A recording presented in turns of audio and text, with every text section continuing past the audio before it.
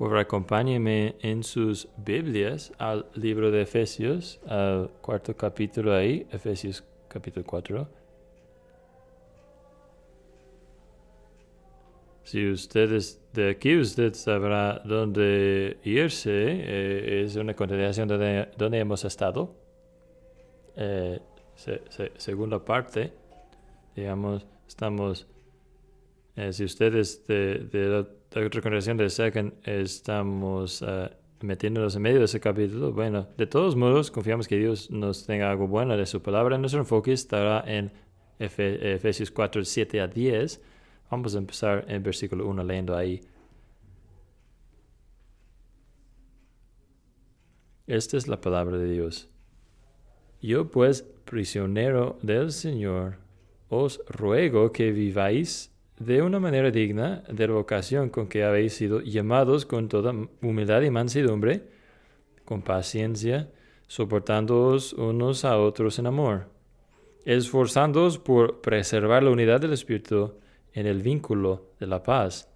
Hay un solo cuerpo y un solo Espíritu, así como también vosotros fuisteis llamados en una misma esperanza de vuestra vocación, un solo Señor, una sola fe, un solo bautismo, un solo Dios y Padre de todos, que está sobre todos, por todos y en todos. Pero a cada uno de nosotros se nos ha concedido la gracia conforme a la medida del don de Cristo. Por tanto, dice, cuando ascendió a lo alto, llevó cautiva a una hueste de cautivos y dio dones a los hombres. Esta expresión ascendió, ¿qué significa? Sino que él también había descendido a las profundidades de la tierra. El que descendió es también el mismo que ascendió mucho más arriba de todos los cielos, para poder llenarlo todo. Que el Señor bendiga su palabra leída y predicada a nosotros esta noche. Yo me pregunto, ¿con cuál frecuencia usted piensa en la ascensión de Cristo? Razón por qué pregunto eso, yo creo que nosotros tenemos una comprensión más o menos buena en cuanto a Jesús. De pasado pensamos mucho en la cruz, pensamos mucho en el hecho de que Cristo se murió en la cruz por nosotros y fue resucitado al tercer día.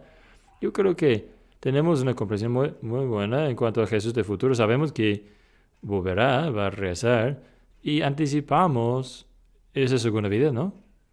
Pero a lo mejor donde está nuestra comprensión lo más débil es sobre Jesús en el presente. ¿Qué es lo que está haciendo Jesús ahora mismo? La ascensión nos ayuda a llegar a comprender eso, a enfrentar eso. Es interesante, ¿no? De que no pensamos con mucha frecuencia en la ascensión. Es una de las doctrinas centrales de la fe que encontramos en el credo de los apóstoles, y Juan Calvino lo llama un punto principal de la fe. Y aquí encontramos a Pablo mencionando la doctrina de la ascensión. La menciona sin advertencia, ¿no? Y lo menciona en una forma interesante, ¿no? Si usted ve a versículos 4, 5, 6, el enfoque está sobre la unidad, ¿no? La unidad que con que Dios nos ha bendecido como una iglesia. Pero empezando en versículo 7, el enfoque ya no está sobre la unidad, sino en nuestra diversidad adentro de la unidad. Y usted puede sentir el cambio aquí, ¿no? En versículos 6 a 7. 6 se trata del Dios, el Padre de todos, que está sobre todos y por todos y en todos. Y luego versículo 7, pero a cada uno de nosotros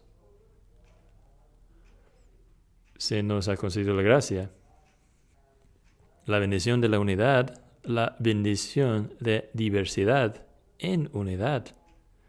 Aquella diversidad, regresando a los dones que el Señor Jesucristo nos da a nosotros, y aquellos dones vienen solamente por causa de la ascensión de Cristo Jesús. Los dones que tenemos nosotros, que consisten en nuestra diversidad en la iglesia, vienen solamente por causa de la ascensión de Jesucristo. Este pasaje conecta cuatro verdades que estaremos viendo esta noche, esta tarde, que se conectan a la ascensión.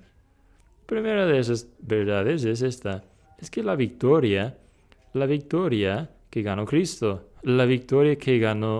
Cristo, Yo mencioné hace algunos minutos que este pasaje entero, 7 a 10, depende o está enfocado en un pequeño versículo en Salmo 68, y lo vemos el versículo citado aquí, ¿no? En versículo 8 de Efesios, cuando ascendió a lo alto y llevó cautiva a una hueste de cautivos y dio dones a los hombres.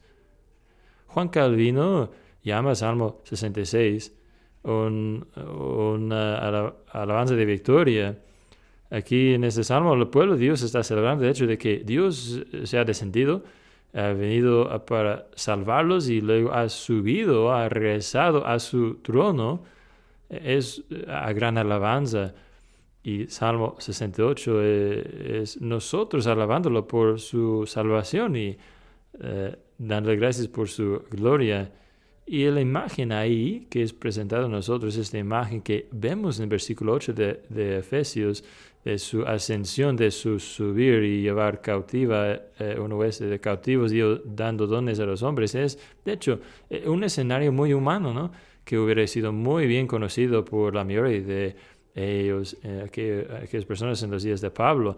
Era la gran desfile de victoria que vendría después de una guerra, una gran batalla ganada, y marchando en la ciudad capital estará marchando el rey o un gran general, y después de él estará el ejército, y ellos entrarían a trompetas tocando, y toda la gente celebrando, la gente que podría caber en esa ciudad para darles el bienvenido nuevo a casa, y el rey estaría teniendo todo el botín que había conquistado, ganado de su victoria consigo. A veces tendría prisioneros de la guerra cautivos consigo, y a veces aún resultaría a como vemos lo moderno, como un desfile navideño, ¿no? Que a veces hay en el centro de la ciudad, ¿no? Ellos no en desfile como que regalando dulces, sino regalando como oro o plata, ¿no? Monedas. A lo mejor nos gustaría ese tipo de cambio, ¿no? Bueno, distribuyendo los dones, distribuyendo el botín que había ganado, se había ganado a través de su gran victoria. Y esto es la imagen que es dibujado por nosotros aquí en este versículo en Salmo 68. Aquí es el Rey Jesús que ha ganado esta gran victoria por nosotros, y Él regresa y está guiando, llevando el cautiverio como cautivo, ¿no? ¿Qué exactamente quiere decir esto? Bueno, significa para nosotros lo que Charles Spurgeon, yo creo que dice en su comentario, dice, igual como grandes conquistadores de días antiguos llevaban a todas naciones completas en cautiverio, así Jesús lleva desde el territorio de su enemigo un gran hueste como trofeos de su gran gracia. Así que Él ha cambiado a nosotros en sus cautivos voluntarios, como trofeos de su gracia. Él ha cambiado a la cautividad, lo ha volteado de cabeza, digamos. Y el Cristo victorioso está subiendo para ser exaltado a la diestra del Padre. El victorioso, exaltado Jesús está subiendo para tomar de nuevo su trono. ¿Qué estamos hablando aquí? Bueno, Pablo dice aquí en Colosenses 2:15, ¿no? Habiendo quitado el poder de principales y poderes, hizo espectáculo público de ellos, triunfando sobre ellos en eso. Algo como sabemos, al fin de la Segunda Guerra Mundial, por ejemplo, alrededor de 100,000 prisioneros americanos estaban en campos de guerra de los alemanes, y hay historias, ¿no? Algunos de ustedes en sus propias familias a lo mejor contaban esas historias de habiendo recibido la historia de que las fuerzas aliadas estaban ganando y estaba por venir la victoria. La libertad estaba en camino, acercándose, cautiverio llevado como cautivo. Y aquí está una celebración de esta gran victoria, la gran victoria del Señor Jesucristo, lo que Él ha ganado. Es día V, día de la victoria. Usted puede decirlo día VD, la victoria sobre la muerte, VM, ¿no? Día de victoria sobre la muerte de Dios sobre la muerte. Y en realidad, si podremos enfocar un poco más el enfoque de esa victoria en un solo evento, será que el día de Pentecostés es lo que está diciendo ese versículo, lo que está hablando Pablo en este pasaje. Y resulta que Lucas es el único escritor de los evangelios en que se enfoca mucho en la ascensión. La mayoría de lo que sabemos en cuanto a la ascensión, en cuanto a los testigos oculares que lo vieron, viene de Lucas, su evangelio, y hizo algo fascinante. Lucas, claro, está escribiendo 2 volúmenes. Está escribiendo el primero de Lucas y segundo de Hechos, y hace conexión esos eventos de ambos libros, ¿no?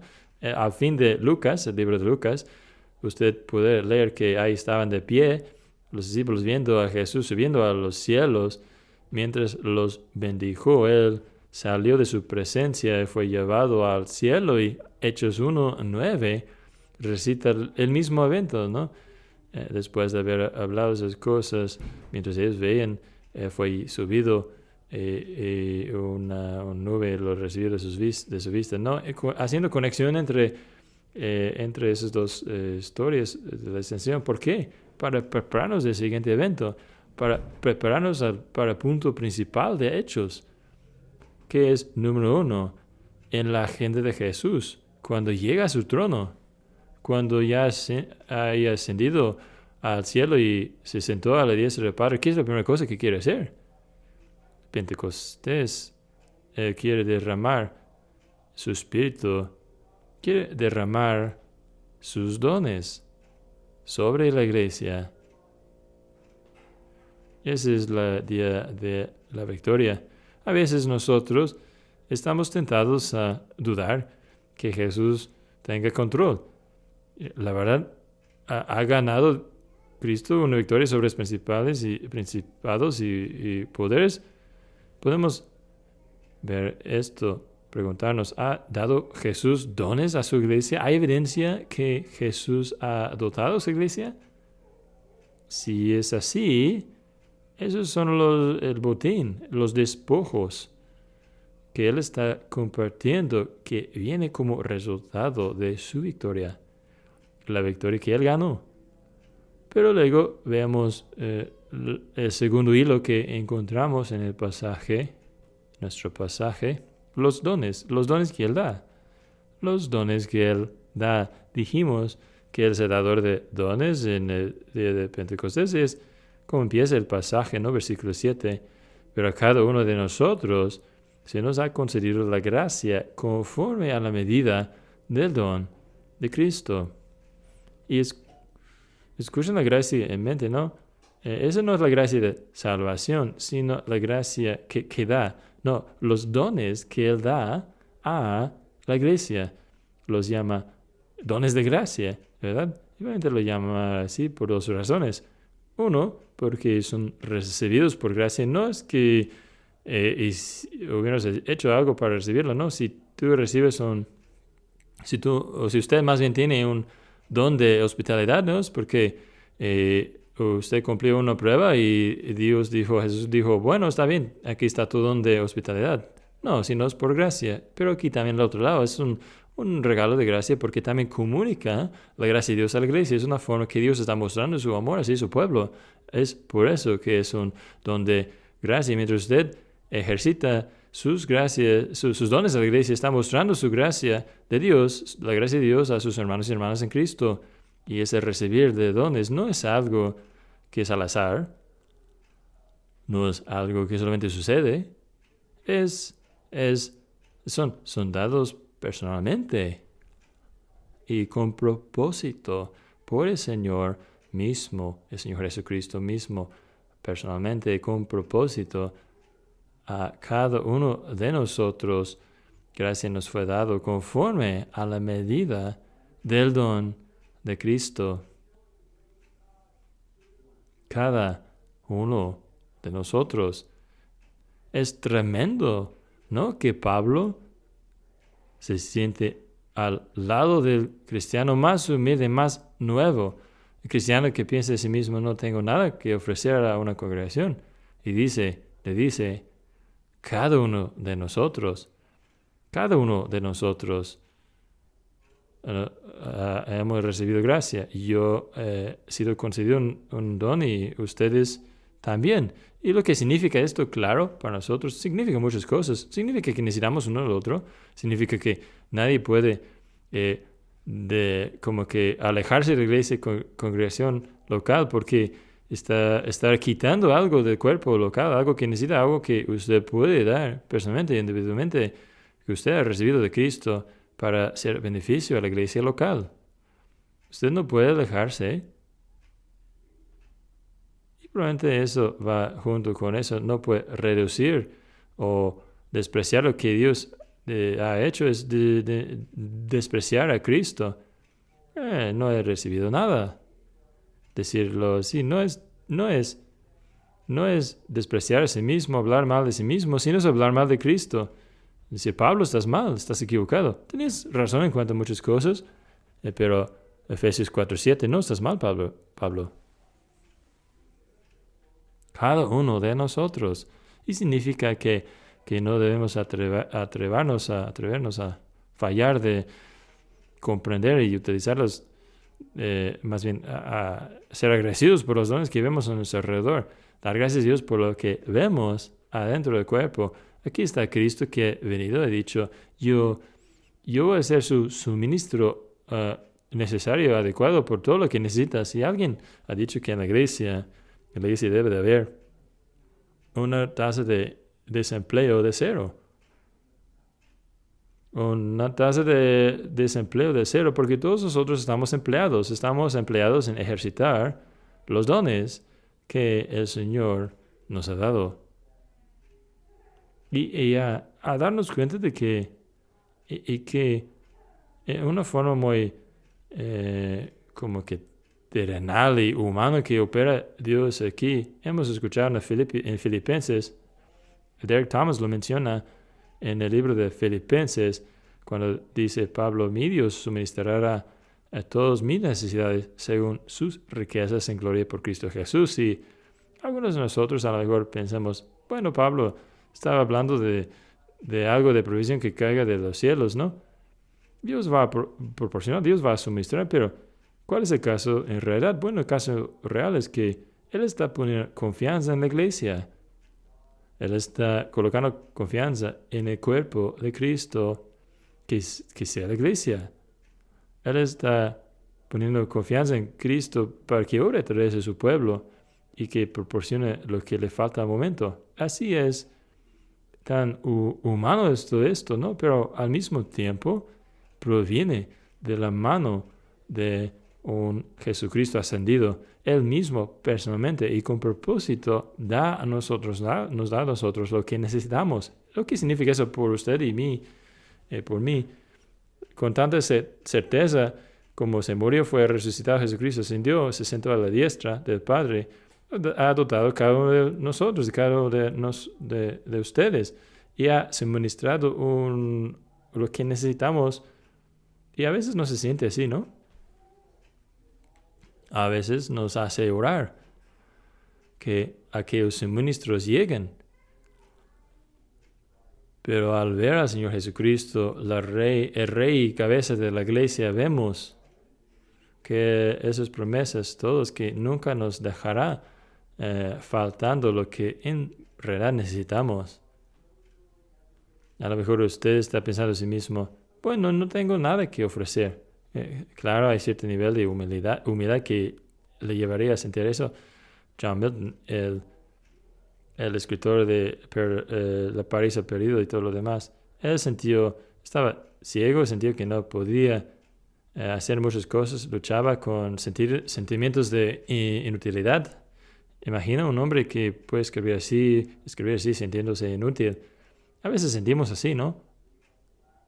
Y a veces sí preguntamos, ¿cómo sé cuáles son mis dones?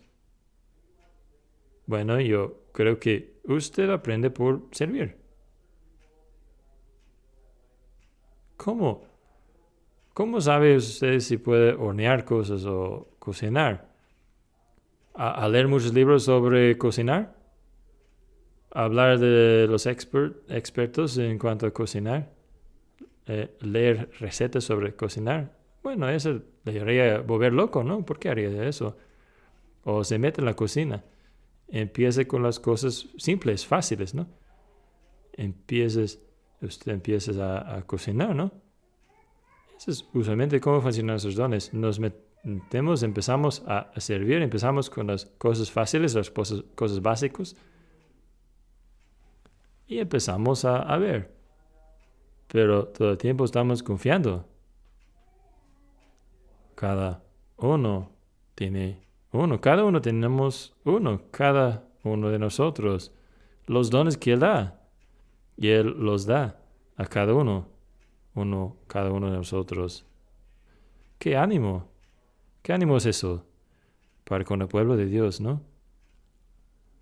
Nosotros leemos en la sociedad como hay muchas cosas que carece de cosas, de trabajos, de puestos en trabajo, que no hay trabajadores suficientes para ciertas cosas. Y según lo que entiendo, no hay promesa de Dios que habrá ciertos trabajos. Pero en cuanto a la iglesia, en cuanto a lo que carece en la iglesia, lo que carezca en la iglesia, hay una promesa aquí que Dios, Cristo, va a suministrar, va a proporcionar los dones que da, un Salvador generoso y bueno. Y luego hay un tercer hilo a todo eso, es esto, ese precio, el precio que Él pagó, el precio que Él pagó. Y vean que esto viene en un como paréntesis aquí en versículos 9 y 10. Pablo dice esto, es casi un paréntesis, ¿no? Dice, ascendió, ¿qué significa? Siendo que Él también había descendido a las profundidades de la tierra. Nos recuerda de lo que dijo Jesús en Juan 3. Nadie ha ascendido al cielo, sino el que descendió del cielo.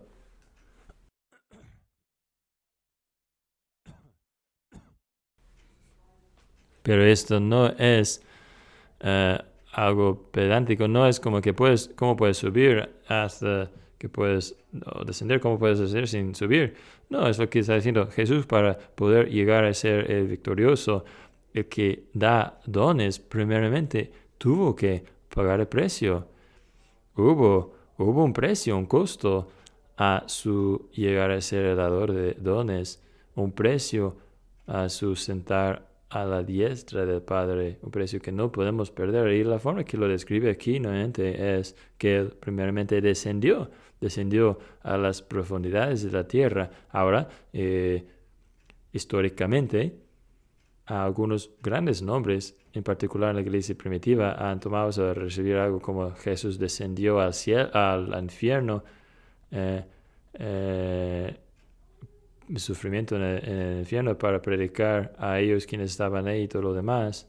Pero en realidad, lo que Pablo quiere decir aquí es que hay una distancia gigante entre donde debe estar Cristo, donde le corresponde, y donde Él estaba dispuesto a irse. Él merecía estar en los altos, lo más alto, pero descendió a las profundidades más bajo. Descendió bajo de ahí, de arriba. Y es muy parecido a lo que Pablo tiene que decir en Filipenses capítulo 2, este párrafo famoso que es de mente de ustedes, lo que estaba en Cristo Jesús, en que Pablo mina las tapas y de la humillación de Cristo, ¿no? Que Él hizo a sí mismo sin reputación y tomó forma de un siervo, un esclavo, haciéndose semejante a los hombres. No era suficiente que solamente encontrarse en forma de hombres. Además, se humilló, llegó a ser obediente hasta la muerte. Y si no fuera suficiente todo esto, fue la muerte de la cruz. Abajo y más abajo descendió el Señor Jesucristo. Aquí está Pablo hablando de su humillación y su sufrimiento. Y con Pablo, para Pablo la cruz no es muy lejos de su pensar. Mientras piensa en Jesús, en su excelencia, en su exceder, y mientras piensa en Jesús exaltado, Jesús como el dador de dones, dice, no olviden el precio que Él pagó antes de poder subir a su trono, tuvo que ir a la cruz. Y que lo que estaba entre Él y su exaltación a la diestra del Padre, mire, este golfo gigante, este lugar tan bajo de lamentación, y ser abandonado por Dios, de vergüenza y dolor y soledad y maldición. El punto más bajo del mundo, el punto más bajo de humillación. Vamos a cantar en algunos minutos. Cantaremos Salmo 24. Y Salmo 24 es uno de aquellos lugares en que nuestros padres de la iglesia, los padres de la iglesia le encantaba hablar de la ascensión. Y estas palabras de Ambrosio de Milán me agarraron la atención hace poco, un gran libro. Resulta que el pastor David y yo compartimos nuestro mismo amor por un libro sobre la ascensión y lleno de palabras de los padres de la iglesia. Habla de ese lenguaje de Salmo 24 y dice, puertas levantan sus cabezas, antiguas puertas levantan sus cabezas, porque el Rey de la Gloria ha venido. Y la pregunta es, ¿quién es aquel Rey de Gloria? ¿Por qué no es reconocido? Esa es la pregunta que hacía Ambrosio. ¿Por qué? ¿Por qué están preguntando? ¿Cómo es que no lo reconocen? Ambrosio lo trata así, lo contesta así. Dice, los ángeles también estaban ahí asombrados, maravillados por los cielos. No podía comprender la gloria que estaba resucitándose entre los muertos. Había sido Cristo atado en el sepulcro. Aún los ejércitos celestiales dudaban y estaban asombrados porque delante de ellos estaba de pie un conquistador adornado con botín maravilloso. Aún los ángeles están asombrados. Y Atanasio agrega su propia perspectiva porque dice, porque este mismo Rey de Gloria está vestido en carne. Que ellos hacen la pregunta, ¿quién es este Rey glorioso? Debemos conocerlo. Bueno, nadie menos sino el Hijo de Dios, que ha tomado carne humana porque estaba dispuesto a descenderse a los puntos más profundos, las profundidades de la tierra, sufrir, ser humillado y ir a la cruz por nosotros. Ese es el precio que Él pagó. Pero luego hay una cosa más y queremos mencionar eso en conclusión. Hay el plan que Él persigue. El plan que Él persigue Pablo. A Pablo le encanta dejar pequeños comentarios sin mucha explicación. Pequeños comentarios que hacen nuestras mentes pensar mucho y maravillarnos mucho y preguntar mucho. Y aquí está uno al fin del versículo 10. Para poder llenarlo todo. Justo esto. para poder llenarlo todo. Probablemente no debemos pensar aquí del espacio, no siendo caso espacialmente, no llenando las cosas en cuanto al espacio, sino en una forma real, su reino expandiéndose sobre todas las cosas. ¿Y cómo es que está haciendo esto? Está haciendo eso por, como acabamos de decir, al subir a la diestra del Padre y su derramar dones, suministrar a la iglesia todo lo que él necesita para poder hacer la obra que es llamada a hacer. Y a través de aquella iglesia, a través de usted y yo, él poco a poco, pero seguramente, él va a llenar todas las cosas, llenarlo todo. J.I. Packer nos da una idea del privilegio de quiénes somos como la iglesia, que tenemos como la iglesia. Él dice esto, dice desde el cielo, Cristo usa a cristianos como su boca, manos, pies, aun su propia sonrisa. Es a través de nosotros, su pueblo, que él habla y actúa y alcanza, ama y salva aquí y ahora en este mundo. Qué llamamiento maravilloso tener a servir a Jesús, a poder ser usado por Jesús de tal forma. ¿Cómo es que usted piensa en Jesús en el presente? Bueno, si usted hubiera preguntado a los apóstoles, yo creo que no hubieran batallado en contestarla. Yo me pregunto si usted nunca ha notado de cómo somos dejados, ¿no? ¿Cuál es la impresión visual que los apóstoles recibían? ¿Qué es lo que Jesús estaba haciendo al subir al cielo? Nos dice, ¿no? Él les estaba bendiciendo. Sus manos estaban levantadas en bendición hacia ellos. Esa es la última vez que lo vieron de Jesús. Ahora los ángeles nos dicen que Él va a volver de tal manera. Y claro, de repente pensamos, sí, va a regresar físicamente de una forma visible, pero a lo mejor debemos agregar, vamos a volver a verlo. Sus manos van a estar levantadas de bendición. Y tiene sentido, ¿no? Que así es como debemos pensarlo hoy, esta noche, en el presente. Sus manos están levantadas en bendición sobre su iglesia. Qué cosa maravillosa que recibamos en nuestros corazones, porque Él ha ascendido a lo alto, llevado cautiva a la hueste de los cautivos y dio dados a los hombres, dio dones a los hombres. ¿Podrían ponerse de pie mientras oramos, por favor?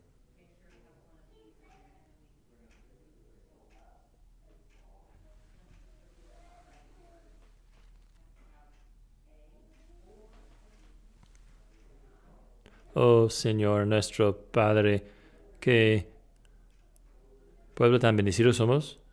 Hay tiempos en que nuestro sentido de nuestra bendición es algo que casi ni podemos comprender. No podemos esperarlo, es tan pesado. Y gracias nuestro Dios por tu Hijo Jesucristo, que está a tu diestra, quien está sentado en el lugar de autoridad y poder para bendecir a su pueblo. Así que, Señor, pedimos que mientras nosotros meditemos en estas cosas que son casi incomprensibles, que podremos alejar nuestros pensamientos, cualquier idea de que nosotros, hijos tuyos, que tú estés disgustado con nosotros, que tú nos hayas olvidado o abandonado, porque están lejos de nosotros, están lejos de la verdad más bien. Te damos tantas gracias que tú siempre nos tienes en mente, siempre, Señor Jesucristo, haciendo intercesión por nosotros, siempre suministrando nuestra necesidad, siempre bendiciendo, siempre bendiciéndonos. Oh Señor, pedimos que podremos vivir por la fe en estas cosas y que esas cosas nos harían más fructíferos, cristianos más fructíferos por ti. Señor, bendiga a tu iglesia. Úsanos para llenar todas las cosas. Pedimos en el nombre de Cristo. Amén.